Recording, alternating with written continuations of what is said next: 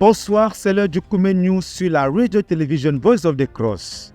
Pendant que le cours spécial de l'UMPJ des fonds s'est achevé ce mardi 12 décembre en Ndumbis, un autre grand événement du ministère à l'échelle globale se prépare. C'est le prix d'excellence Zacharias Tanefumum qui aura lieu le samedi 16 décembre prochain au Palais des Sports à Yaoundé. Un événement d'envergure au vu du grand nombre de chaînes de télévision, radio et organes de presse de la nation qui se bousculent pour avoir l'exclusivité de l'information qui est relayée par tous les moyens de communication tels que nous le verrons dans la suite de ce journal. Et en Côte d'Ivoire, les week-ends de salut se poursuivent sur le front de l'évangélisation avec des records de conversion et la prière sur un autre front se poursuit avec la tenue de la 25e édition de l'UMPJ Annexe d'Abidjan tel que nous le verrons. Voilà pour les titres, tout de suite le développement.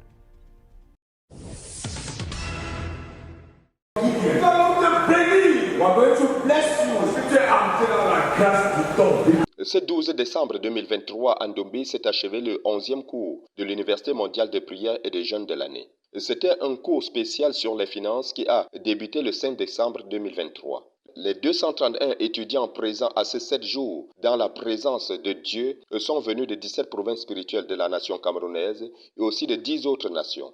Parmi eux, 22 étudiants étaient là pour leur première fois et Dieu a utilisé cette circonstance pour conduire une âme à une conversion radicale. Ce programme a été retransmis en direct sur AVC Online et 1415 auditeurs uniques de 81 nations l'ont suivi.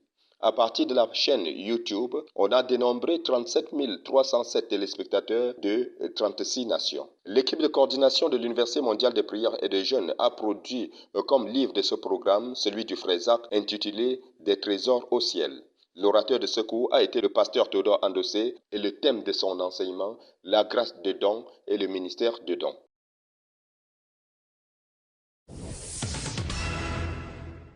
Le thème développé par le pasteur Théodore Andossé à ce cours sur les finances a été la grâce du don et le ministère du don. Mais avant d'aborder son sujet, il a tenu à situer ce cours dans le contexte où se trouve notre ministère à ce moment. Et c'est à partir de Actes chapitre 2, versets 44 et 47, Acte 4, versets 31 à 37, que le leader a présenté le fait que la Pentecôte a un impact sur les finances. À la première Pentecôte, il a dit la qualité de vie dans l'Église avait totalement changé. Et à la seconde Pentecôte, il a relevé le fait que le ministère des apôtres avait connu une transformation totale. Car la Bible dit que Dieu opérait des miracles par les mains des apôtres. Pierre, par exemple, qui était un évangéliste après la Pentecôte, il a reçu la puissance d'opérer des miracles et des signes. Le frère Théodore a aussi ajouté que c'est à travers ce que chacun est, au travers de ce que chacun a été appelé à faire, que l'Esprit de Dieu va frayer un chemin pour son ministère. Il a aussi démontré que la Pentecôte a produit un détachement des croyants de leurs biens et de leurs possessions. Et ceux-ci pouvaient donner. Personne ne considérait plus ses biens à lui seul. Il y a eu en effet des dons spontanés et des dons sacrificiels.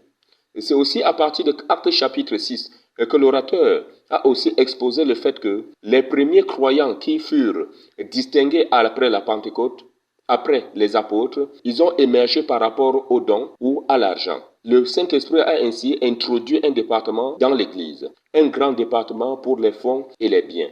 Pour ce qui concerne le thème de son enseignement, la grâce du don et le ministère du don, le frère Théodore a commencé par la définition des termes et des expressions. Il a expliqué que la grâce, c'est tout ce que Dieu nous donne à travers Christ, tel que le pardon, la purification de nos cœurs. Et c'est aussi ces capacités qui nous accompagnent quand nous croyons au Seigneur Jésus-Christ. Et c'est cette vie qui commence à la nouvelle naissance. La grâce de don, c'est cet élan qui pousse à donner par amour pour Dieu, spontanément par la foi en Christ. Elle amène les gens à donner au point de s'appauvrir ou même étant pauvres. Le ministère du don, quant à lui, c'est donner comme Dieu nous a donné Christ, car le don de Dieu n'a pas rendu Dieu pauvre. Il a poursuivi en expliquant que ceux qui ont le ministère du don donnent abondamment, continuellement, davantage et davantage, jusqu'au point de rencontrer tous les besoins du royaume. Ceci par engagement pour la vision. Donner à Dieu pour eux est une joie, un service à leur Seigneur. L'orateur de ce cours a aussi exposé aux participants le cas des Macédoniens. En fait, ces derniers, les églises de la Macédoine, quoique profondément pauvres, malgré beaucoup de difficultés, avaient donné avec joie. Leur amour pour le Seigneur leur a poussé à donner malgré leur extrême pauvreté, leur statut économique. Ils voulaient que l'apôtre leur donne l'honneur, le privilège de donner. Les églises de la Macédoine ont donc donné selon leurs moyens et même au-delà de leurs moyens. Elles se sont données d'abord eux-mêmes au Seigneur et puis ont donné leurs choses. Et le leader a dit que c'est cela le don excellent. Les Macédoniens ont donc été des profils dans le don. Le leader a donc démontré que les Macédoniens étaient les premiers à prendre l'initiative de donner et l'apôtre Paul les a encouragés à achever ce bon projet. Et le frère Théodore a continué en disant que donner à Dieu est une œuvre. Et c'est une œuvre qu'on doit développer et dans laquelle on doit exceller et former des projets de dons. C'est un travail. On donne avec la pensée d'un projet établi. Quand on a formé le projet de donner à Dieu, on le fait en termes de montant et non par pourcentage. Dans le don au Seigneur, il y a un principe, celui de l'égalité qui voudrait que dans l'Église, on s'entraide.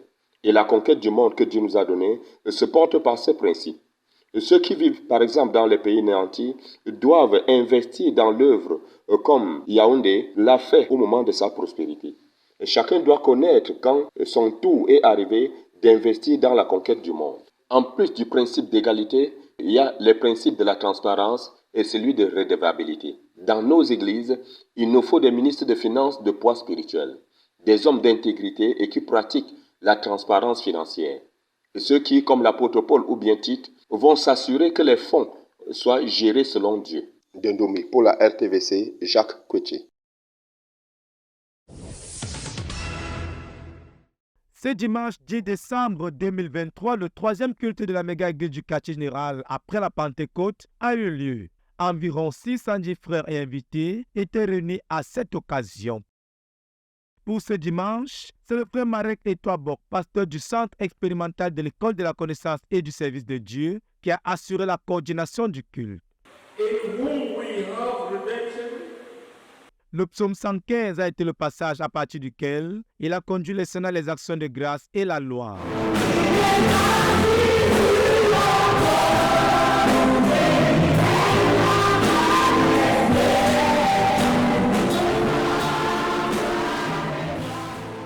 Il a particulièrement conduit les saints à se bénir les uns les autres à partir des versets 11 à 15 du psaume 115. S'en est suivi la louange au Seigneur.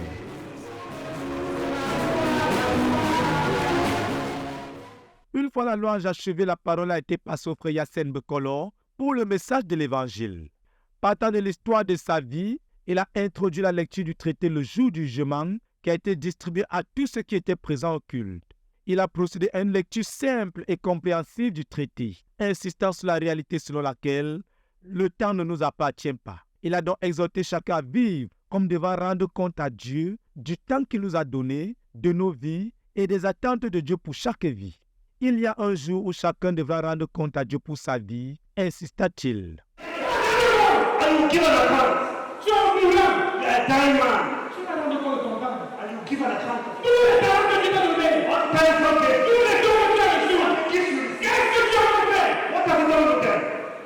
Sur ces paroles, et face au besoin pour chacun de se réconcilier avec Dieu, il a invité tous ceux à qui Dieu a parlé et qui ont voulu répondre à Dieu en se réconcilier avec lui à se lever.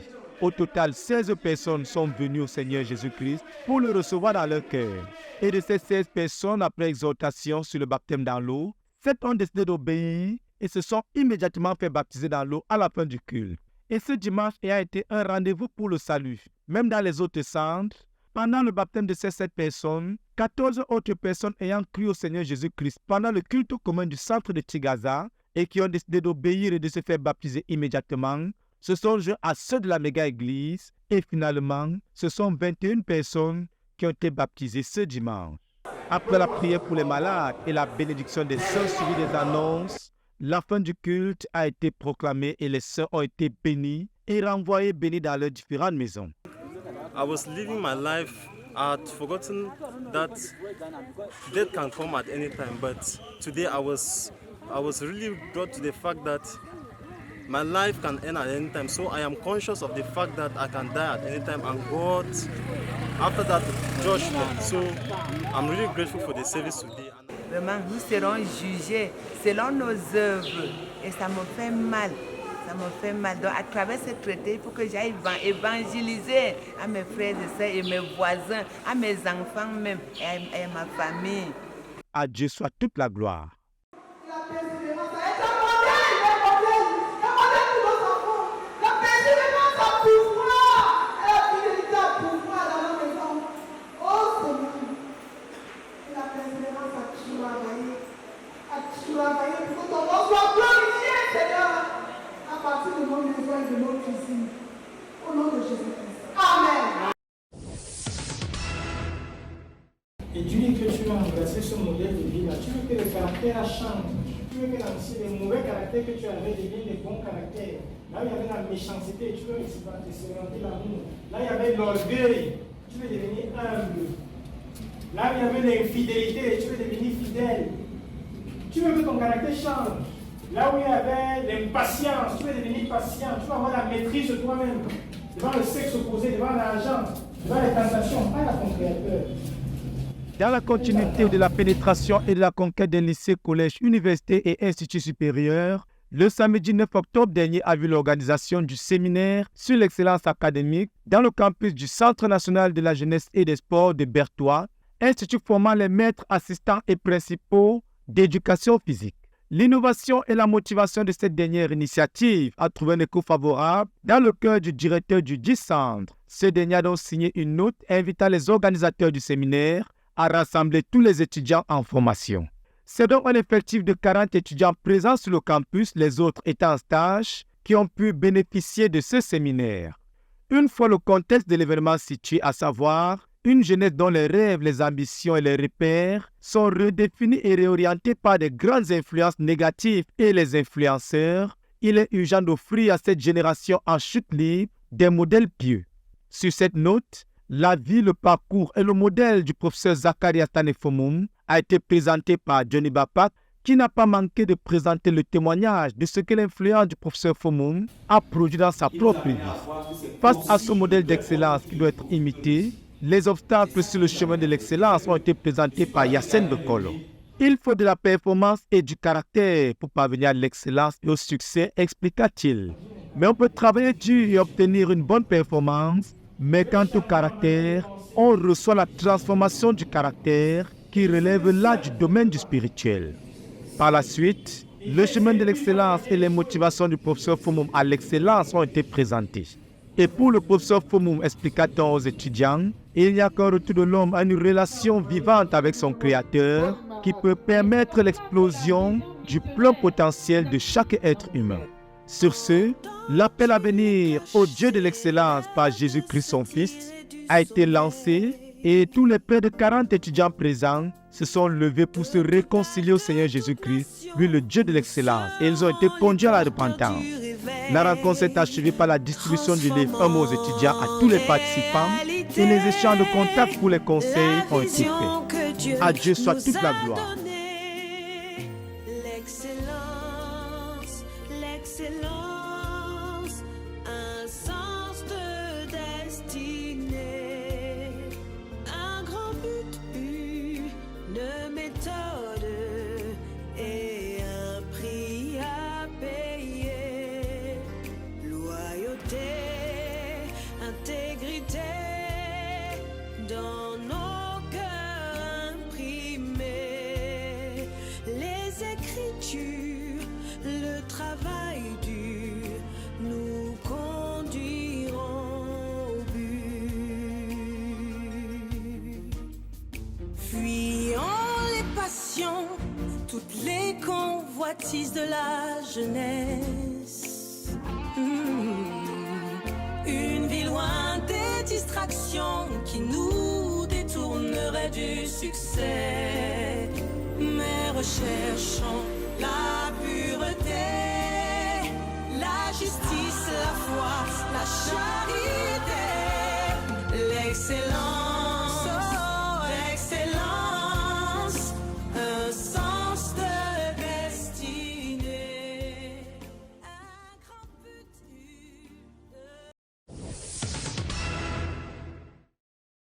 Influencer positivement la jeunesse, c'est aussi récompenser le mérite. Au moins 200 élèves, étudiants et chercheurs de divers établissements publics et privés ayant brillé par leur attitude et aptitude en milieu scolaire et académique recevront le 16 décembre prochain au Palais des Sports de Yaoundé le prix d'excellence Zacharias Tanefomom. Nous coulons les fondations de ce projet sur ce parcours exceptionnel, ce parcours académique exceptionnel, pour offrir cela comme une référence. Une jeunesse, c'est-à-dire des futurs leaders, qui ont réussi brillamment sur la base des valeurs et mettre en brèche complètement la tricherie, le népotisme et tous ces mots qui ont paralysé la voie vers l'excellence et l'émergence. Cette cérémonie, rendue à la 3e édition, intervient à quelques semaines seulement de la fin du premier trimestre et vise aussi à lutter contre les cas d'incivisme et promouvoir la discipline dans les établissements. Les lauréats seront sélectionnés sur la base de leurs notes et leurs projets professionnels par un jury minutieux composé d'universitaires chevronnés venus de plusieurs pays africains. Nous avons 4 critères majeurs d'évaluation. Nous avons les performances académiques et scolaires, nous avons l'intégrité du candidat, nous avons son projet professionnel, c'est-à-dire son avenir, c'est-à-dire comment est-ce que lui-même il se voit, il se projette dans 5, 10, 15 ans. Plus de 2000 candidats venus de plus d'une centaine d'établissements ont librement postulé à cette distinction qui fait honneur à un savant qui a porté haut les couleurs de son pays dans les hautes sphères. Originaire du Nord-Ouest, Zacharias Tanefomom, professeur renommé en chimie organique, est co-auteur de plus de 155 publications parues dans les journaux scientifiques de renommée internationale. Il a supervisé et co-supervisé 100 mémoires de maîtrise et de thèse de doctorat. Bienvenue à la 25e édition de l'UMPJ. Akwabao. Welcome. La 25e édition de l'Université mondiale de prière et du jeûne, UMPJ, section Côte d'Ivoire, a ouvert ses portes ce lundi 11 décembre 2023, marquant le début d'une semaine intense de prière et de formation à la prière. Cette édition porte sur le thème « Devenir un intercesseur, le plus grand besoin de l'heure » sous la coordination du pasteur missionnaire Colette Meignier. Un thème qui vient à point nommé pour répondre aux grands besoins des intercesseurs, eu égard à leur si indispensable apport pour la gestion et la contenance des défis et la croissance de l'œuvre.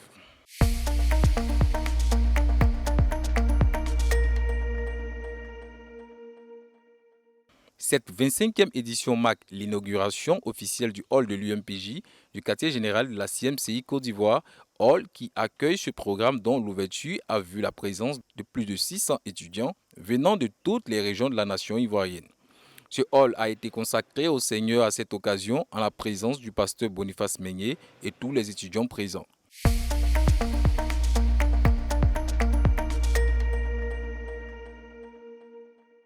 C'est après des actions de grâce bien fournies et un moment de louange au Seigneur qui a amené à l'existence ce rendez-vous que le responsable de l'UMPJ section Côte d'Ivoire, le pasteur Colette Meignier, a pris la parole devant les saints pour son discours d'ouverture, marqué par des salutations chaleureuses, sa gratitude envers chaque participant pour leur présence et la déclaration de l'ouverture solennelle de la 25e édition de l'UMPJ Côte d'Ivoire. Le pasteur Colette Meignier, missionnaire numéro 2 de la CMCI Côte d'Ivoire chargé de la conquête par la prière, n'a bien sûr pas manqué d'exprimer sa reconnaissance au Seigneur qui a donné à l'UMPJ un local où se tiendra désormais toutes les éditions de l'UMPJ. C'était aussi une occasion pour la responsable de l'UMPJ section Côte d'Ivoire de faire un récapitulatif des 2 dernières éditions et d'annoncer les couleurs de cette 25e édition qui portera principalement sur l'étude du livre « L'art de l'intercession » du professeur Zacharias Tanefomom.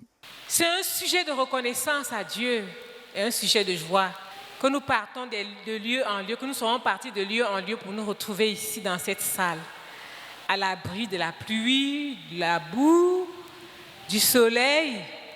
Nous sommes ici aujourd'hui dans le cadre de la 25e édition de l'UMPJ Côte d'Ivoire. C'est l'édition des princes et des princesses de Dieu.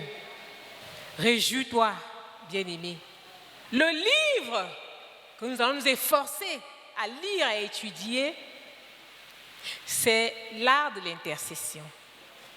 Écrit par notre père fondateur dans les années 90. Donc nous sommes là à cette occasion-ci, à cette 25e édition, pour qu'au-delà de la fidélité manifestée jusque-là et les routines de tous les jours, Dieu, dans sa grâce et sa souveraineté, puisse susciter des intercesseurs et élever certains intercesseurs à des hauteurs plus élevées pour la tâche qu'il nous a confiée.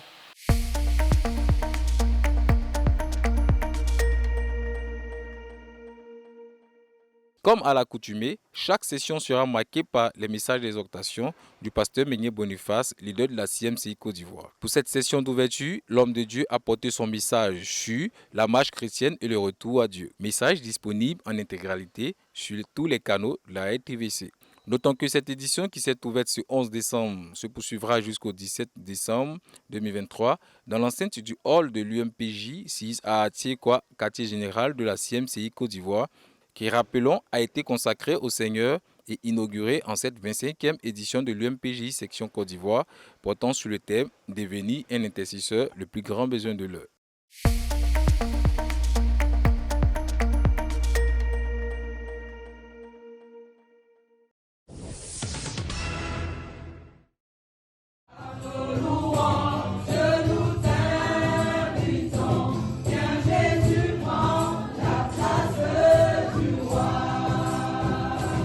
La jeunesse dans les desseins éternels de Dieu, jeune dépositaire. C'est ce thème qui a rassemblé près de 60 participants à l'occasion de la première retraite des jeunes tenue du 1er au 3 décembre 2023 sous la férule du pasteur Eman Ibamiengo, missionnaire Sud-France, accompagné du corps des dirigeants sous sa responsabilité. Venus des quatre coins de l'Hexagone, de la Belgique, du Canada et du Danemark, c'est sous un ciel d'hiver que les retraitants ont foulé le seuil de Rehoboth, centre de vacances situé en haute montagne, dans un écrin de verdure au milieu d'un environnement naturel d'exception à 1h30 de Toulouse. Une rencontre ponctuée d'enseignements, de louanges et de moments festifs. Cette retraite a été marquée par la participation de 3 panélistes qui ont brillamment entretenu la jeunesse, celle devant eux physiquement et celle connectée en ligne. Il s'agit du pasteur Alain Babak, missionnaire du Danemark, le pasteur Alain Tamno, président de la jeunesse au Canada, ainsi que le pasteur Arnaud Congo, un des dirigeants du centre chrétien CMCI de Villejuif en région parisienne. C'est sur la base de son expérience personnelle que le pasteur Arnaud, en tant que premier panéliste, a exhorté les jeunes à être des modèles et des témoignages pour leur génération dans un monde corrompu où les jeunes se livrent facilement au péché. Il s'est référé au passage biblique de 1 Samuel chapitre 3 pour montrer comment le jeune Samuel était un modèle malgré la vie de désordre que menaient les autres enfants de son âge, notamment les 2 filles du sacrificateur Élie, Ophni et Phiné, qui bien qu'exerçant le sacerdoce étaient profanes et méprisaient les choses de Dieu. Dans son message, il poursuit en faisant remarquer que l'une des manières pour les jeunes d'être un modèle et à l'abri des vices qui minent la jeunesse d'aujourd'hui, c'est d'avoir un modèle dans l'Église. À cet effet, il a encouragé les jeunes à trouver des modèles qui leur serviraient de mentors dans leur vie spirituelle. Se basant sur son exemple en tant que fils de pasteur ayant grandi dans l'église, il expliqua comment le pasteur Zacharias Tanéphomum fut pour lui un repère dans sa relation personnelle avec Dieu lorsqu'il était au creuset de l'épreuve et au bout de sa marche chrétienne. Par la même occasion, il a encouragé les aînés à aider les jeunes à croître dans leur marche chrétienne, à l'image d'Élie qui aida le jeune Samuel à écouter la voix de Dieu et à développer une relation personnelle avec Dieu. Comment être épanoui dans le service de Dieu? C'est à cette question que le pasteur Alain Tamno a répondu dans sa prédication en se basant sur le livre de Néhémie du chapitre 2 au chapitre 6. Lorsque Néhémie a décidé de rebâtir les murailles de Jérusalem, Tobija, qui était l'ennemi des enfants d'Israël, a éprouvé un grand déplaisir et a tenté de différentes manières d'empêcher la poursuite des travaux. Au regard de cette situation, le pasteur Alain a voulu tirer la sonnette d'alarme afin d'éveiller la conscience des jeunes sur le fait qu'il y a des Tobija dans leur vie dont le souhait est de les retenir dans le monde et de les empêcher de se donner totalement au service de Dieu. Il a continué en encourageant les jeunes à s'examiner puis enlever de leur vie tous les obstacles qui freinent leur marche chrétienne, à savoir le péché, l'amour du monde et les choses qui sont dans le monde. À son tour, le pasteur Alain Bapak, dans son message basé sur le livre de Proverbes chapitre 4, verset 23, a exhorté les jeunes sur le fait qu'ils devaient sanctifier le cœur, car le cœur est très important pour la venue d'un homme. Dieu marche avec les hommes selon le cœur, disait-il. Il poursuit son message en disant que Dieu a besoin des jeunes pour accomplir le but et que ces derniers doivent se donner à Dieu dès à présent, car demain pourrait être trop tard.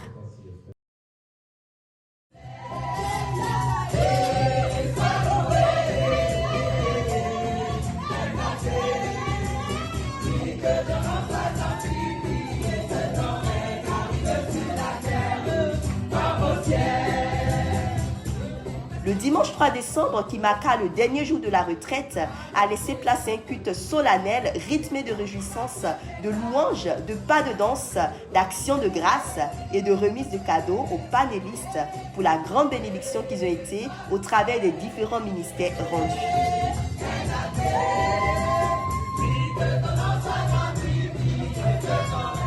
Le Saint-Esprit a fait grâce et il a été l'architecte du franc succès de cette retraite, confirmée par plusieurs retours à Dieu et des conversions, des baptêmes dans le Saint-Esprit, des guérisons, des délivrances miraculeuses et des dons spirituels. Le fardeau mariage qui pèse sur plusieurs a été déchargé par l'aide du Saint-Esprit au pied de l'Éternel. Cette retraite a permis de relancer la dynamique d'enrôler les jeunes dans le travail opérationnel de l'implantation de 100 églises locales en France durant la phase 3.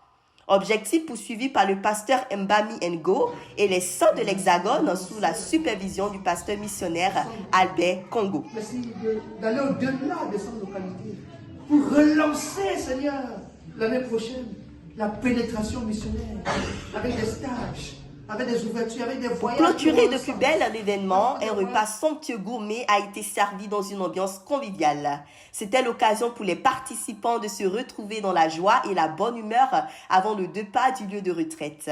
Les retraitants sont repartis l'esprit et le cœur pleins de feu, d'espérance et de bonnes résolutions dans leur marche chrétienne. Une belle expérience qu'ils ne sont pas prêts d'oublier, d'autant qu'elle va se poursuivre par une dynamique missionnaire à accueillir les saints dans leur localité pour gagner les âmes ou aller le faire dans une autre localité, se soutenant et s'encourageant mutuellement.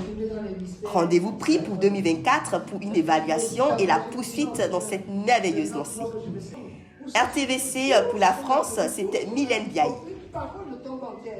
Merci pour les encouragements. Merci pour le corps qui se met en mouvement de manière nationale, de manière internationale, de manière européenne. Allant au Canada, allant au Danemark, allant dans telle localité, à Montpellier, à Bordeaux, allant à Nantes, allant dans ces localités. Merci pour la richesse que tu commences à diffuser, les dons qui se manifestent et qui vont s'amplifier. Nous sommes dans la joie. Nous couvrons tout cela sous le sang de Jésus. Amen. Nous couvrons les nouvelles positions sous le sang de Jésus. Je m'engage à te suivre et à te servir avec un cœur pur. Le week-end de salut et de guérison Séguéla 2023 s'est ouvert ce vendredi 8 décembre avec une moisson de 208 âmes gagnées au Seigneur Jésus-Christ. Ces âmes ont répondu à l'appel du Seigneur en obéissance au message du pasteur Boniface Meignet, l'orateur principal du programme, qui développera sur les 3 jours le thème « Jésus t'aime, il veut te sauver, te guérir et te délivrer ».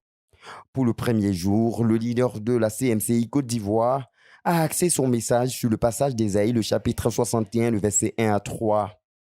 Un passage qui annonce la venue du Seigneur et Sauveur Jésus-Christ et qui fait un clair inventaire de l'œuvre qu'il est venu accomplir sur la terre.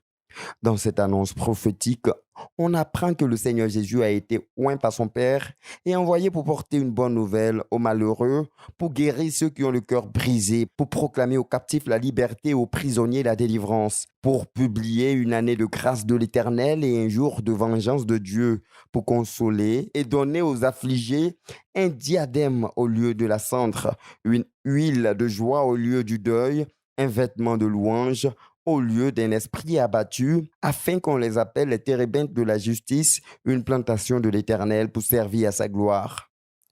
Commentant cette annonce prophétique, le pasteur Meignet expliqua que conformément à la hiérarchie des actions annoncées dans ce passage, le premier travail que le Seigneur Jésus est venu accomplir, c'est d'annoncer la bonne nouvelle, c'est-à-dire l'Évangile.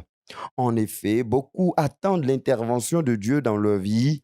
Ils veulent que Dieu résolve leurs besoins élémentaires de pain quotidien, de guérison physique et choses semblables.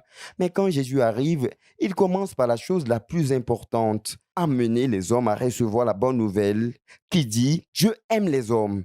Il connaît leurs problèmes. Et sachant que le principal besoin de l'homme, c'est la délivrance de l'esclavage de la mort et la réception de la vie éternelle, Dieu a tant aimé le monde qu'il a donné son Fils unique, afin que quiconque croit en lui ne périsse point, mais qu'il ait la vie éternelle. Ce passage de Jean, le chapitre 3, le verset 16, qui résume si bien la bonne nouvelle que Jésus est venu prioritairement annoncer aux hommes, est la première chose que l'humanité doit recevoir. Et c'est en acceptant la bonne nouvelle que toutes les implications de cette prophétie d'Ésaïe, le chapitre 61, le verset 1 à 3, peut être leur partage. Jésus est en effet venu annoncer la bonne nouvelle aux malheureux et faire la guerre au diable, aux démons, aux sorciers pour la délivrance de tous les captifs. À cet effet, Jésus est venu guérir ceux qui ont le cœur brisé, proclamer aux captifs la liberté et aux prisonniers la délivrance. En entrant dans la vie de l'homme, Jésus traite donc toute situation de captivité auquel l'homme peut être asservi. Cependant, en le faisant, le Seigneur s'attend à ce que ceux qu'il sauve et délivre de la captivité de l'ennemi deviennent des térébènes de justice et une plantation de l'Éternel pour servir à sa gloire. Au pasteur Meignet de faire le triste constat que beaucoup veulent que Dieu vienne les guérir, les délivrer des oppressions du diable, mais ensuite retourner vivre dans le péché. Dieu ne veut pas cela. Il veut que ceux qu'il sauve et délivre s'établissent sur le chemin de la justice et s'engagent à marcher avec lui et le servir en toutes choses. Le passage de Actes, le chapitre 3, le verset 1 à 20, traitant de la délivrance d'un paralytique qui, après sa guérison miraculeuse, est resté avec les apôtres pour servir le Seigneur et témoigner de Christ, a servi d'illustration à l'orateur pour démontrer qu'après avoir bénéficié de la bonté de Dieu traduite dans la guérison et la délivrance de toute autre forme de captivité, le pécheur doit se repentir et demeurer en Christ en le servant. Le chemin ayant été frayé par cet exemple, le pasteur Meignet pouvait rappeler à l'auditoire le passage d'Actes le chapitre 3, le verset 19 à 20, qui annonce ce qu'il faut faire pour bénéficier de l'œuvre salvatrice du Seigneur Jésus et toutes ses implications. Repentez-vous donc et convertissez-vous pour que vos péchés soient effacés, afin que des temps de rafraîchissement viennent de la part du Seigneur et qu'il envoie celui qui vous a été destiné, Jésus-Christ. En réponse à cet appel, à la repentance et à la conversion à Christ, 208 personnes sont venues au Seigneur Jésus-Christ en ce vendredi 8 décembre 2023, marquant le premier jour de ce week-end de salut et de guérison, dont 108 jeunes et adultes et 100 enfants.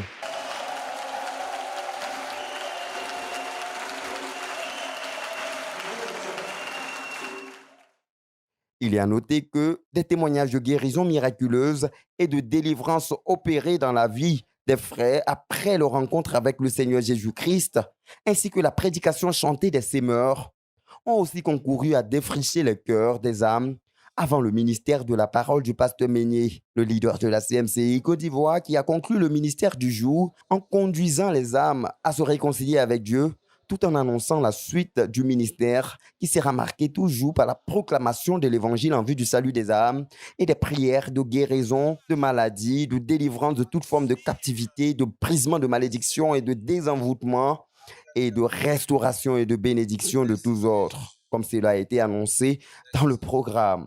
Ouverte le 8 décembre 2023, le week-end de salut et de guérison Séguéla 2023 se poursuit jusqu'au 10 décembre 2023. Le plaisir a été le nôtre de vous savoir nombreux connectés sur la chaîne de la Bible. Les batailles se poursuivent à la base dans la nation et dans les nations, notamment avec le plus long siège de prière de l'histoire de notre ministère, qui débutera dans le lundi 18 décembre prochain dès 8h précis. Ce sera 9 jours de bataille pour l'avancement de notre œuvre globale. D'ici à là, restez branchés sur nos antennes. Que Dieu vous bénisse.